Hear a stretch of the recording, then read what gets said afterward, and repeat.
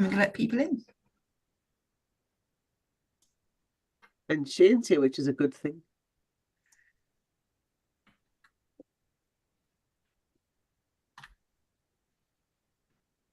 Letting people in. Hello, hello, hello, hello, hello. Hi, everyone. Welcome to another end of month. Yes, we've all got through yet another month, and it is time for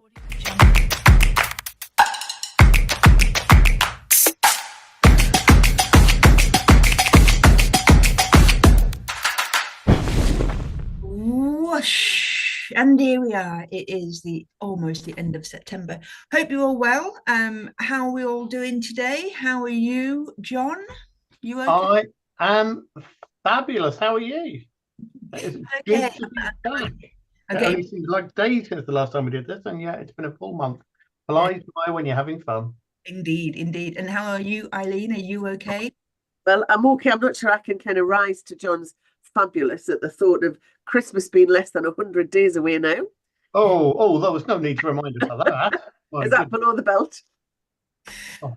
But yes, it's going to be a busy old month coming up for from October, which we'll tell you a little bit more about as we go through today. But I also think from a PMO perspective, it's now we're starting to think about Christmas and, you know, what's going to be happening. And scheduling's a big thing. You can't just do it last minute.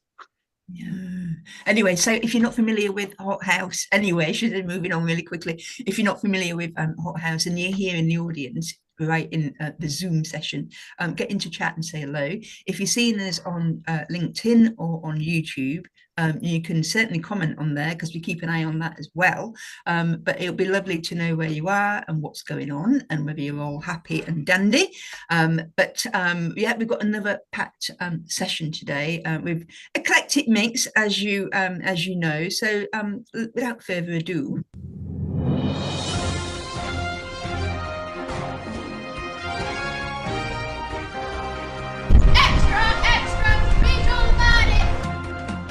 Yes, our little urchin is back in the building again, and it's time for some live PMO news. And I think, John, you're going to take the news chair this time, aren't you? And share some wonderful PMO-related news with us all. I am indeed in the news chair today for you. Let me just share my screen for you. Hold up. Right, I must warn you, it's a bit PMI heavy this month. And the main reason is they've had the PMI have had their kind of global conference in LA this year. So a lot of stuff coming out of that. So they tend to drop a whole load of stuff when they're having their conference. So a few things. They've released their most influential projects of 2024. Those are defined as transformative projects making progress towards the United Nations or sustainability and development goals across the globe. There's some interesting ones on the list. 3D kidney printing. Always good if you need another kidney. Seaweed-based biodegradable packaging. So you've got packaging that kind of just degrades into nothing rather than filling the oceans with plastic. And reducing dengue fever by releasing the World Mosquito Program, kind of people driving around on mopeds, releasing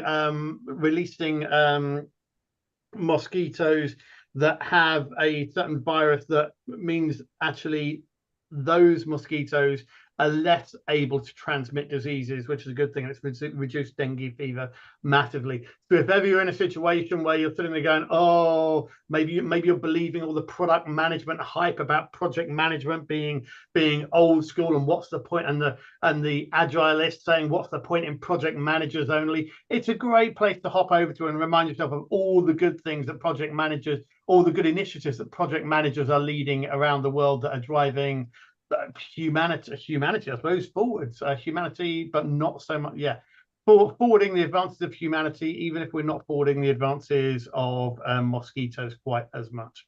I'll chuck all these links in chat in a second, by the way, but I seem to be unable to multitask at the moment.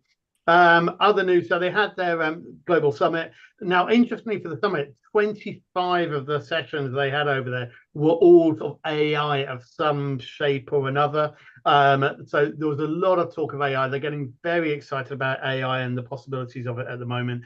And I spoke to a couple of people that went. I couldn't go this year, sadly, but they said those sessions tended to be packed. So actually, not only were there a lot of sessions on it, a lot of people were going to those sessions and trying to get their heads around what AI means to them, mainly focused on generative AI, the sort of chat GPTs and all those kind of things. They also relaunched what they call their Infinity Copilot. I'll share a link for that in a second. If you're a PMI member, it's there and it's free to use. It's built on ChatGPT. It's basically, if you've ever played with ChatGPT, they've loaded it and trained it very specifically on PMI's body of knowledge, PMI's back catalogue of articles, and trained it to be a project manager assistant. So it's ChatGPT, but with a strong project manager focus, designed to help project managers doing their jobs as well. So they did that one, and they've done a new paper there, Transforming Project Management with Gen AI Innovation. Again, I'll share the link to that one. They're talking about how organizations are starting to adopt AI across their project portfolios. A note from that one, they're sort of saying it is crucial for organizations to integrate generative AI into project frameworks to help professionals achieve best results. And without organizational commitment and strategic support for Gen AI adoption, professionals might struggle to maximize efficiency and innovation. So this is really about saying where you've got in your organization, you've got your framework, you've got your SharePoint site, you've got templates for people. The next step from templates is actually now having some custom generative AI there to actually help people think through the process of setting up the not so much the documents they need, but the information they need, and they need to communicate effectively and things like that. So that's sort of where they're looking at Gen AI at the moment. And then, of course, if you can link it into your systems and your databases, then you get that richer insight from it as well. Now, the other interesting thing from PMI, they've only gone and redefined project success. Yes, they have. So this is their new definition of project success. Successful projects deliver value that justifies the effort and expense. Which I don't know other people's opinions on this one, but I have two thoughts on this one. Firstly, for me, is that it's they've kind of reduced it down so much that it's something that's very, very hard to argue with, but equally it's very, very unexciting. I mean, yeah, that kind of works at a simple level. But what's interesting for me, and I'm interested in other people's opinions as well in the group here, but what's interesting is they seem to be shifting further and further away from being about project management and project managers. So they're less focused on how we're defining the success of project management and looking more holistically at projects as a whole. So it's project success, not project management success. And this is just a little bit that their president and CEO has said about it. So it's going beyond project management success and simplifying to project success. So we must take accountability as project managers, this is saying, for beyond the technical side of our work, we need to look at what truly matters, which is stakeholder perspective and the value of a project relative to what it took to get there.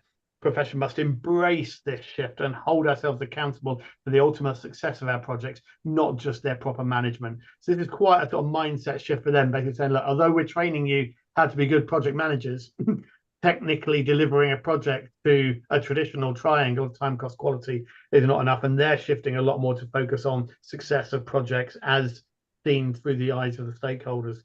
Eileen or Lindsay, got any sort of thoughts on that one?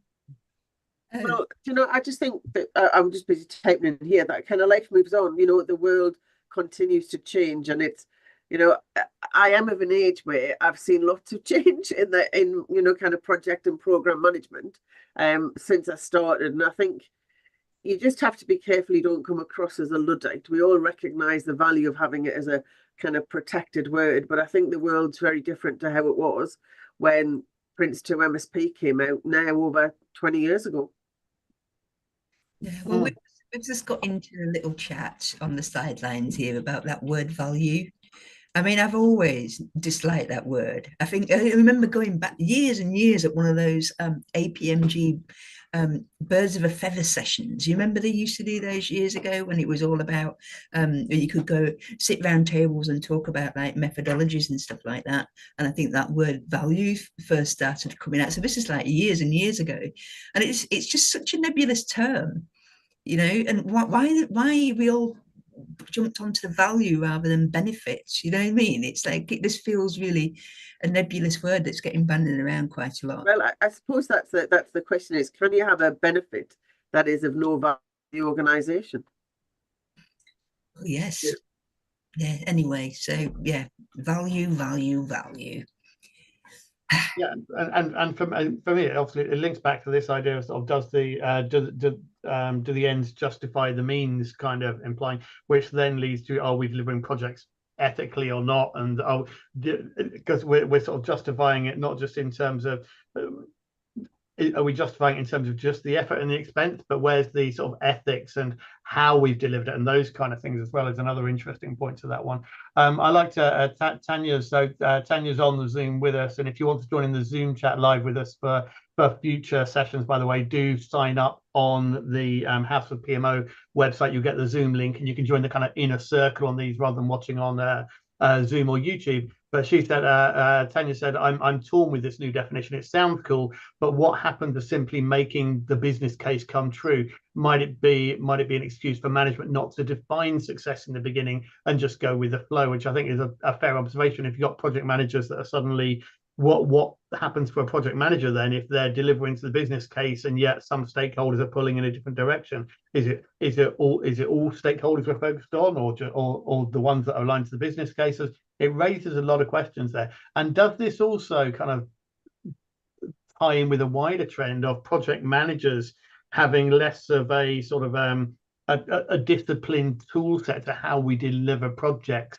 and being far more to Stuart's pithily noting, isn't that agile, and this kind of agile way of not defining crisp versions of things and goals as well. So it's going to be interesting. It feels, yeah, it's an interesting change. We'll see how it all, like with all these things, it's a one-liner, and we'll need to see how they actually translate it and apply it to their training and development going forwards, and what they're expecting out of project managers that are part of their community, I guess.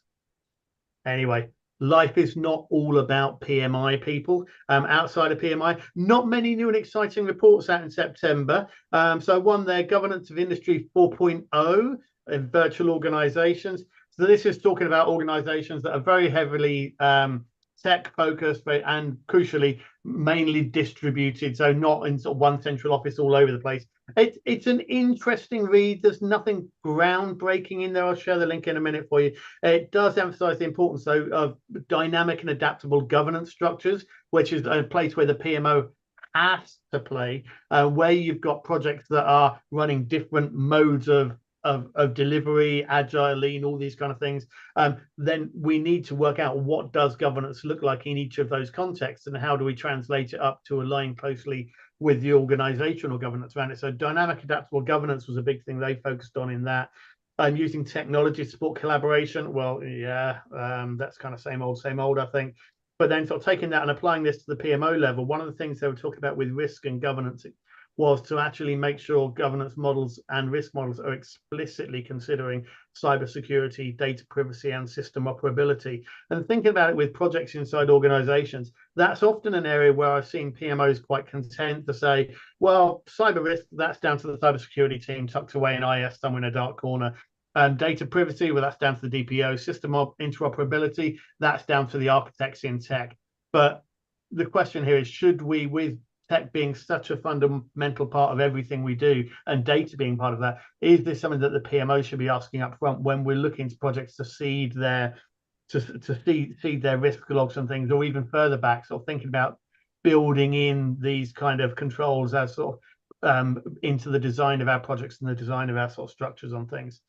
And the other one there, the new-ish I put, because it did technically come out in June, but House of PMO had a session in September exploring their reports on PMO versus project controls, essentially looking at all these people that are from, whether you class yourselves as PMO or project controls. The idea is looking at projects through different lenses and perspectives. They're coming at things from different ways. Understanding what the differences are between the terminology used between the two, the different roles they both have, and how we can kind of come together and support. And I think there's quite a big call to arms in that as well, for looking at sort of training, development, and clear career paths in both of those there. So again, neither of those have anything revolutionary or groundbreaking, but they are both quite insightful, interesting reads for you as well. And the last one from me before we move on, most important one for me, something I'm very, very passionate about, PMO flash mobs are back. Now, there are some people listening who have never heard of a PMO flash mob. These started many years ago, and it was when flash mobs were a thing. The idea was you've got PMO people embedded in organizations all over the place. Wouldn't it be great if we got those people together in one place for one night only, like one of these music flash mobs, not dancing or singing, but just coming together, putting the world to rights, and then fading back into the background again, back to our departments as we went. So we got together 2013, Lindsay said. So it was pub meetups and some sort of more structured sessions in people's offices, but it's about getting PMO people together, sharing ideas, and making you feel, especially for those who are in a PMO of one, that you're not alone and there's a wider community out there. So they stopped for COVID. It's taken a while, but I'm really, really happy that House of PMO are bringing those back. So Eileen, Lindsay, thank you so much for that. 10th of October, I look forward to seeing you in person in London. And if anyone else is around, do come and join. And that's it. The old pictures of some of the early flash mobs. Thank goodness me. There's certainly some familiar looking people on there and here as well that are looking a little bit older. However, yes, we're going to give it a go. So the first one's back on the 10th of October. We've got another one planned for later in November as well, still in London. But yeah, no, it will be good fun. And looking forward to it immensely, aren't we, Eileen?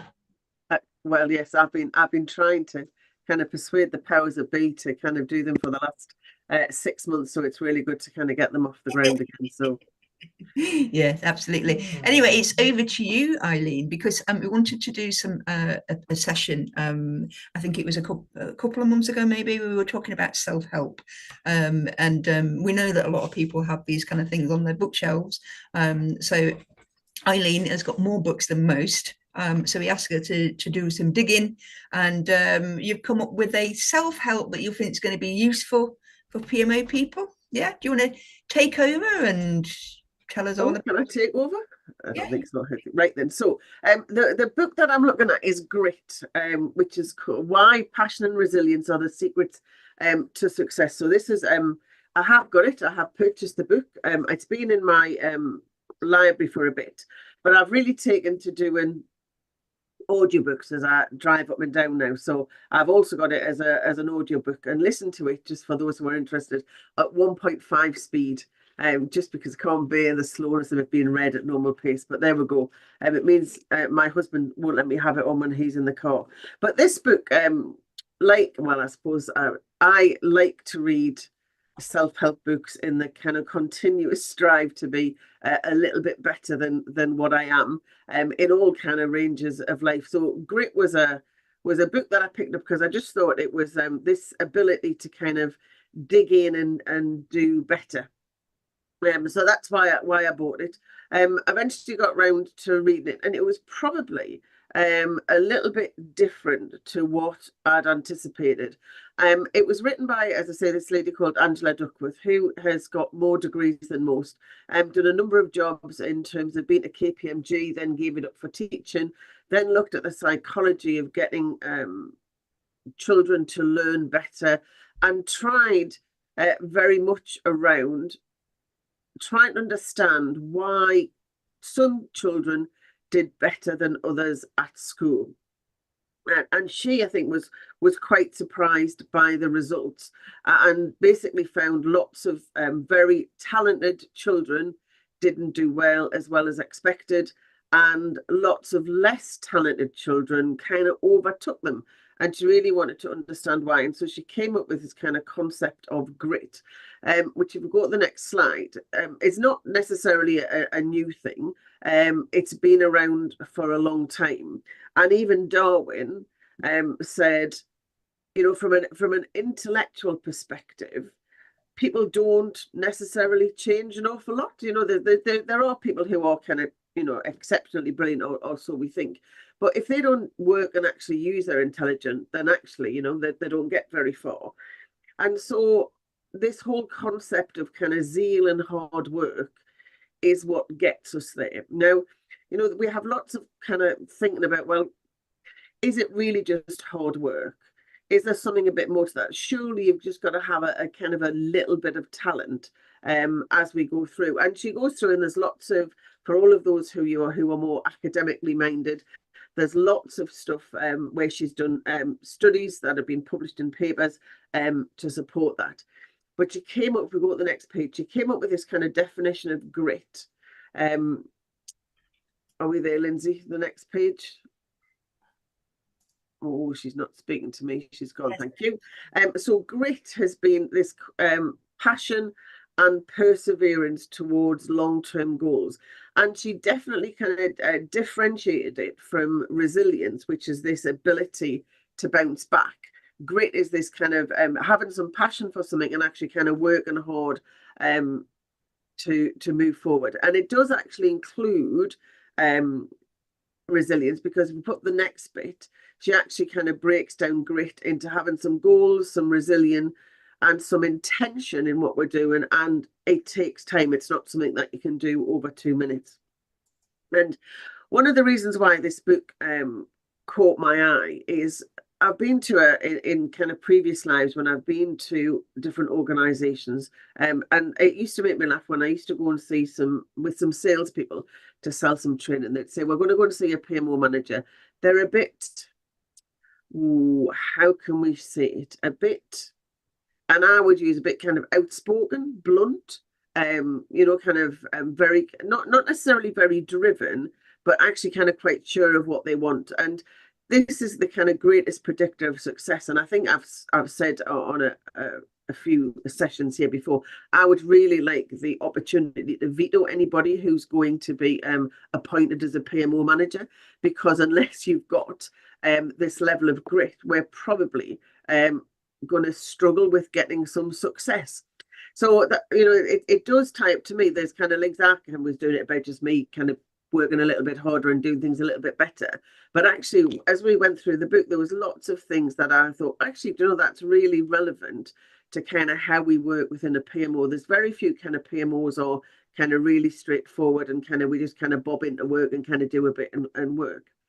But what was really important is in terms of the things that we need. If we don't think we've got grit, if we wanted to develop it, is underlying some of the underlying elements, and I haven't put them all here, but a couple of the ones that I think are important is this concept of a growth mindset.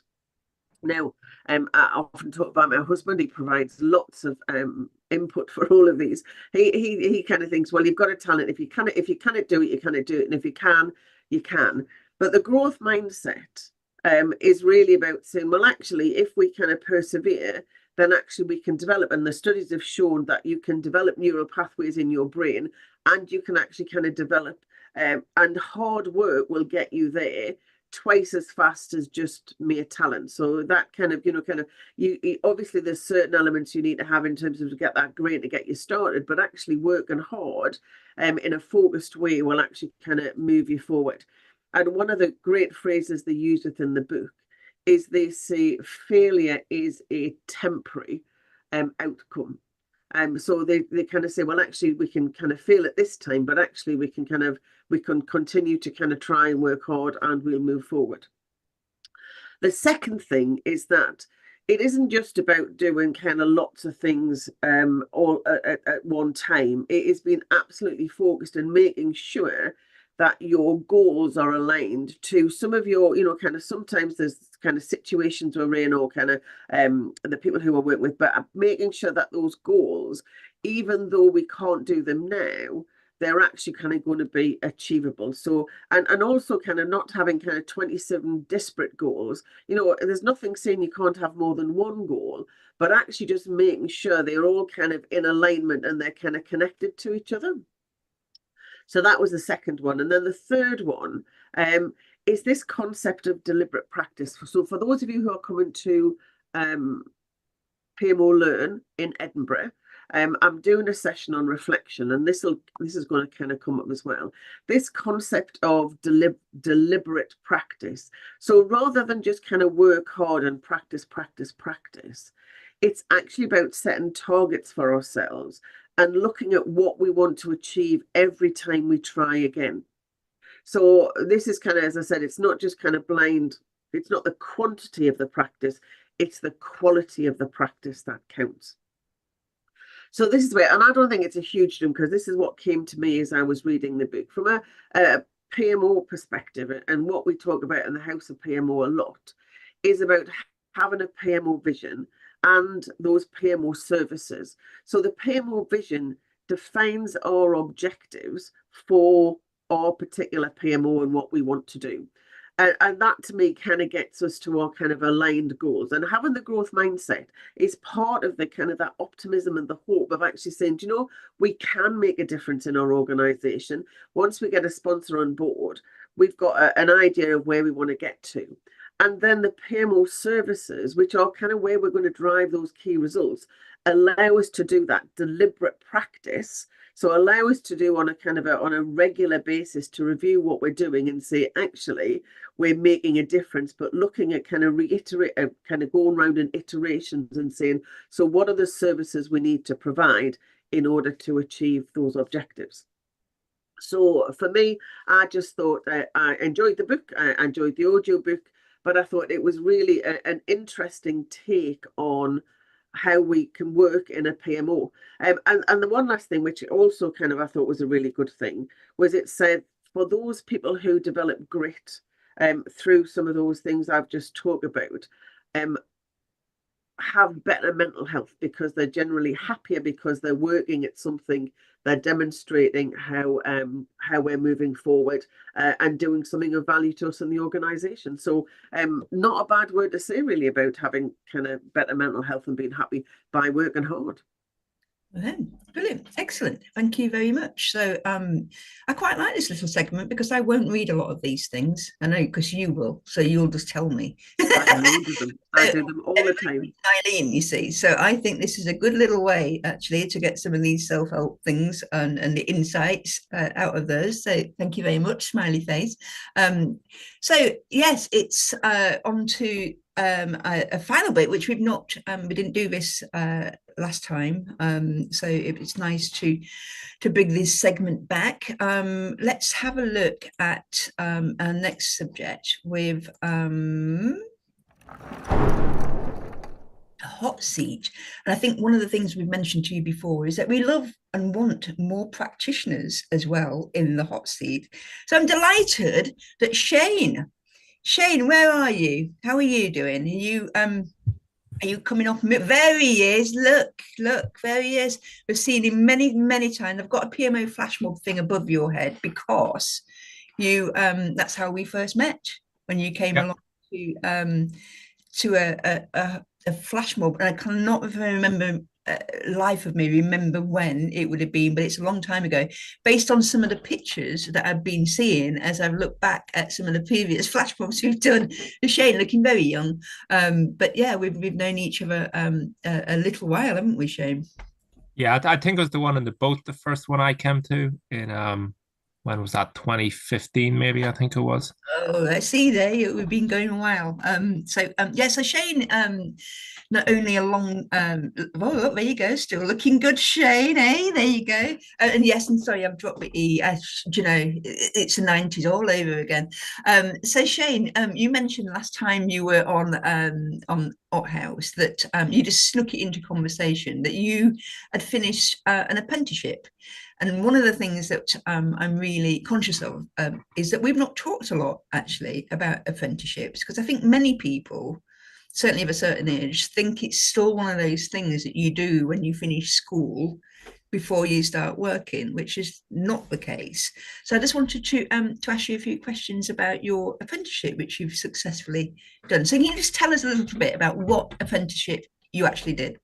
Yeah, no problem. So I did the level 4 associate project management apprenticeship, and so I did that, and I'd also included the APM PMQ exam. But my understanding is now that going forward that the APM PMQ is only included in the level 6 degree apprenticeship one, but I did the level 4. So, and how come you decided to do an apprenticeship like that?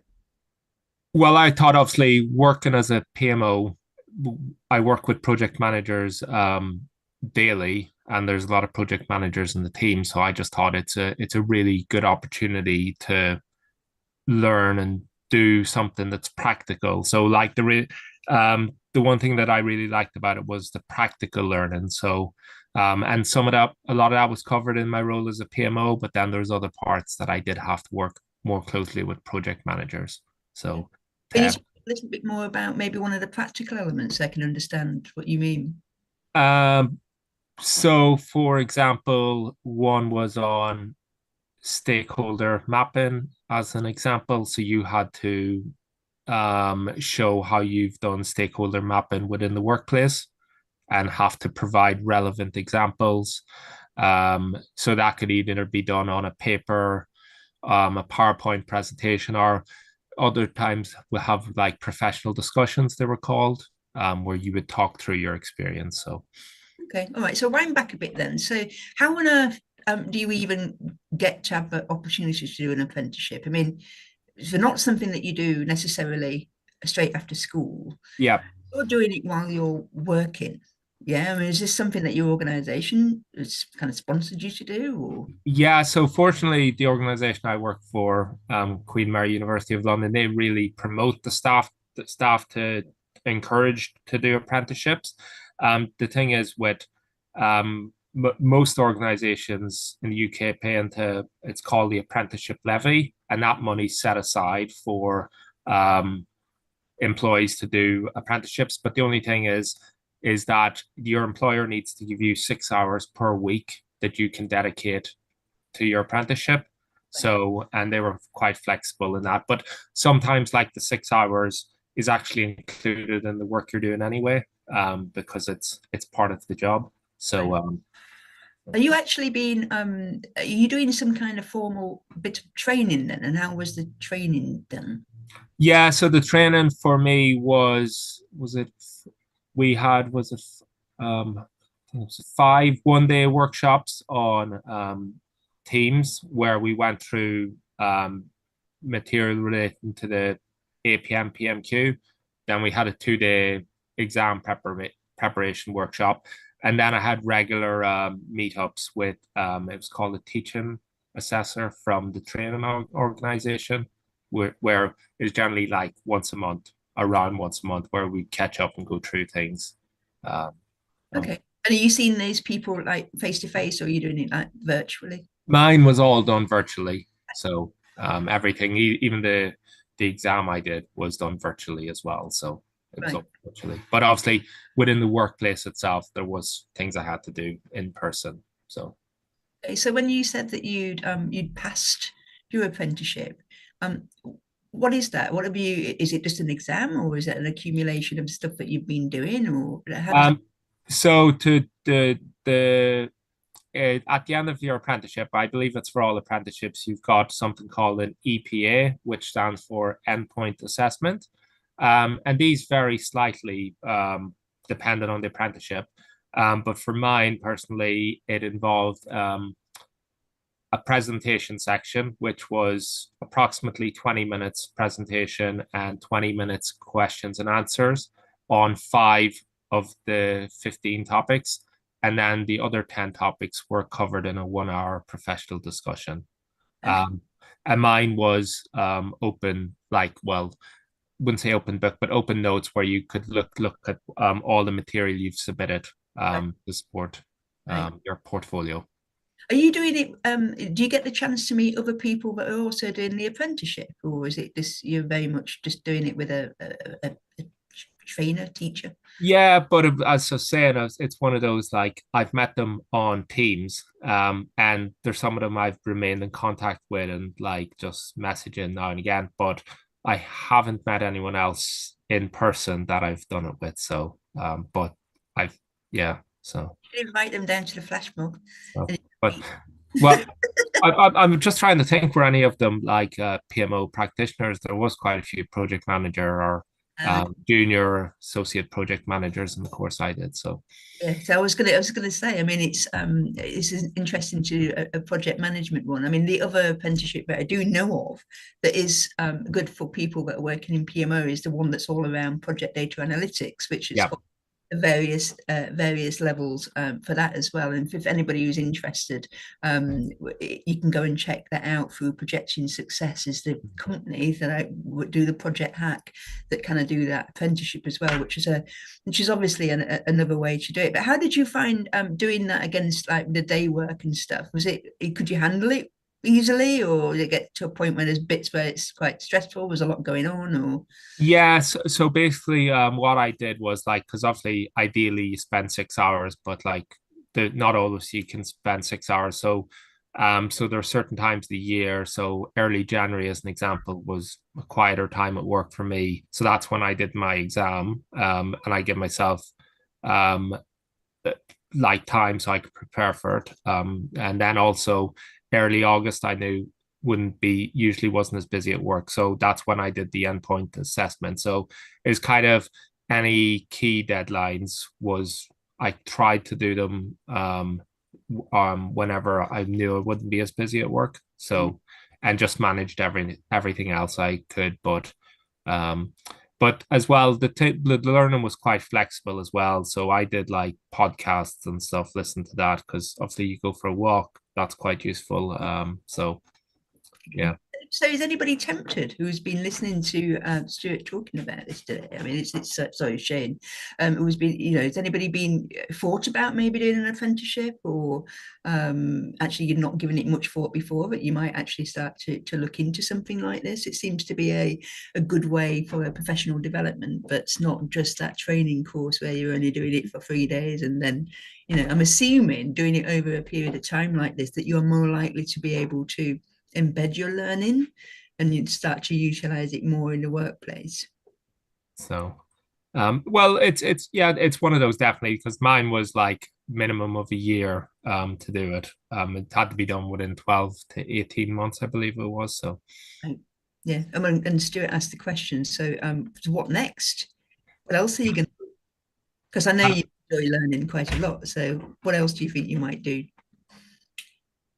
I'll possibly consider looking into the chartership as a project professional, potentially down the line. Might consider doing that. So, and for anybody who's not familiar, if you take a look at the Association for Project Management, that's what you're referring to. So, yeah.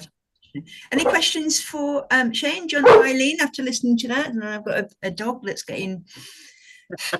See. No, I just think the apprenticeships, it'll be interesting to see again, that the world continues to change about the way now the organisations support learning and development. So getting somebody in doing that training while you're working. And I think, as you pointed out, Shane, the benefit of actually having to produce evidence that you've actually done the thing, rather than read a textbook and write about, I could fill out a risk register, I know what goes in every column, is very different to see, here I've done one. So that kind of bringing of evidence, I think, is a great way to reinforce the learning and truly assess that people can do the job. So I think that, apprenticeships to me are a great way, great, not that you would ever want to leave your current employer, Shane, but it's a great way to say, look, not only have I got a qualification that says I know about it, I actually can do it as well. Yeah, no, because that's a good point, Eileen, because I remember my very first professional discussion as part of the apprenticeship. The teaching assessor stopped the conversation after a couple of minutes and goes, I can see you know this stuff from a knowledge perspective, but where's the evidence in the workplace? Yep. And so we, instead of having an hour call, we had a 5-minute call, and then I went away, redid my presentation prep with actual evidence from the workplace. So, and I think as well, we've talked about a few times on this session about the 70-20-10. About 70% of your learning is actually kind of doing things rather than learning about things. And I think what it does, it puts a real emphasis on your manager and you as an individual to have a conversation with your manager and say, look, I need to get experience of these things over the next 18 months because I'm doing this qualification. But also, if we're a PMO manager, we should be thinking about, kind of our people who work for us and say, how do we actually give people that experience rather than just sending them on a course to kind of learn about stuff.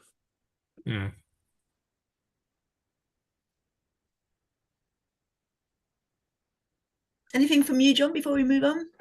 No, I love all these different ways of learning. I think, just to reiterate what you said, I mean, you've got short courses where if you do your sort of P3O, Prince 2, those kind of short 3-4 days where you're trying to get the frameworks and the knowledge in your head, you're doing an exam, and sometimes that whilst you get a lot of sort of a good data knowledge download over a short period of time and come back sort of energized from that, and it does spark those ideas of how we can do things differently in the organization and apply that knowledge. There's a lot of people that kind of go back into the organization and then are straight back to the day job. So I quite like actually that you need to be learning in different ways. I think the apprenticeship is a great way of, as they're producing that evidence, making sure that big focus on applying it as you're working, which is fantastic. And you don't get that when you're doing a degree because you're not in a work environment. You don't get it when you're doing a short course. So it's a great way of learning. I mean, can I just say, I did a good old fashioned sandwich course, which was kind of trying to replicate some of that. So you do a couple of years of degree, they send you out into the workplace with some knowledge, and then your final year you go, now I know what that really means. Okay, right, super. Thank you very much, Shane. I look forward to meeting up with you, and I'll certainly have a beer in your hand as a thank you for sharing your experiences. It was brilliant. Thank you very much. And as we're talking about that, I didn't realise that John would be sharing the news, but yes, we are back doing a flash mob. And if you're unfamiliar with it and just thinking, what on earth, be assured that we always look after people when they walk into these kind of things. Don't be worrying about if you came along for the first time on your own, didn't know anybody. We're always really good at getting people to start chatting to each other. So don't worry too much about that. So lovely to see you if you can make it. So other things coming up. And Eileen, I just wanted you to just give us a quick overview. Why does the PMO, why should they want to know, need to know anything about business resilience? Because that's a session that's coming up next. It is, and we're going to send out a little bit of pre-reading for that session as well, just a little thing to kind of to read through, because business resilience, we've all been through COVID, and recognize that actually if we don't have agility, flexibility, whatever kind of buzzword you want to use, business resilience, then kind of the organizations can topple over. And so as our role in the PMO of understanding what projects and programs are coming through, we also have to recognize that kind of flexibility and understand when we're putting or things are going through into business as usual, how we need to think about those projects. So we've talked a bit about kind of the green PMO, which was a session we nearly held this week, is that actually part of kind of pulling the business case and parting of, interestingly, in terms of this kind of project success definition, is the things that are going through into business as usual should build our business resilience, not detract from it. And so it's part of the work we should be doing in the PMO to make sure that it's built into the new systems, processes and projects that come through. Okay, so there you go. So come and join us on the 3rd of October, and that one's in the evening UK time, if you'll notice the difference there. And also for people that are members, we're going to look into how AI can help us in our careers. So not about using AI in the workplace. This is about AI in terms of your own career. So, can I just say one thing about AI? Yeah, sure. You know, one of my children this week was going to buy a mattress online, and there is an AI negotiator. So you can have a chat with a bot and it will negotiate a price with you in a very entertaining way, which I just think we're really seeing AI come through in some really entertaining ways. Now, I just made me smile. It was a interesting use of bots and AI. Okay, an AI negotiator. Very good. So, okay, so that's it for this month. We'll be back next month. It's going to be packed next month because we've got so much stuff going on throughout October, which means there's going to be loads and loads of different insights. Me and Eileen are doing different things. John's up to we're going to be doing an out and about, so we'll be sharing you what we've been doing, yeah, there's a lot of it. And of course we've got the conference coming up, so hopefully you can get to Edinburgh. It's beautiful at that time of year, yeah, it's we're looking forward to seeing people in the flesh. So we'll see you again soon. Thanks for now. Bye. Thanks all.